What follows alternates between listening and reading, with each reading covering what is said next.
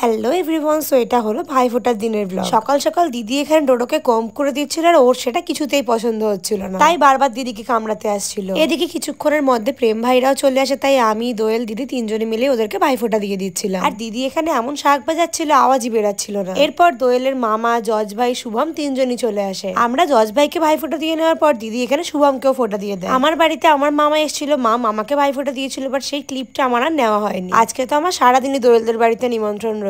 ভাইফোঁটার return gift হিসেবে জজ ভাইয়ের থেকে টাকা পেয়ে এখানে আমরা বিশাল খুশি। তোমরা ভাইফোঁটায় এবছর কি গিফট পেয়েছো কমেন্ট করে জানাও। তারপর আন্টিও মামাকে ফোঁটা দিয়ে দিল। এইবার দিদি শাকটা একদম ঠিকঠাক বাজিয়েছিল। শুভম এখান থেকে ফোঁটা নিয়ে চলে গেছিল ওর পিসির বাড়িতে। জজ ভাই এখানে বসে ব্রেকফাস্ট করছিল আর আমরা ওদিকে রাজভাইকে ফোঁটা দিয়ে নিচ্ছিলাম। এদিকে রাজভাই আসতে অনেক লেট করেছিল আর আমাদের খিদেও পেয়ে গিয়েছিল, তাই ওকে ফোঁটা দেওয়ার সাথে সাথে আমরা সবাই মিলে খেতে বসে পড়েছি। সকালবেলা আমরা ব্রেকফাস্ট করেছিলাম কচুরি আর তরকারি দিয়ে। ওপরের ঘরে ডোডো একা ছিল, তাই ব্রেকফাস্ট করেই আমরা সবাই চলে গেছিলাম ডোডোর কাছে। দুপুরবেলা লাঞ্চে অনেক কিছু খেয়ে বিকেলবেলা বসে একটু মেহেন্দি করেছিলাম। তোমরা তোমাদের এবছরের ভাইফোঁটা কেমন ভাবে কাটালে কমেন্ট করে আমাকে অবশ্যই জানিও।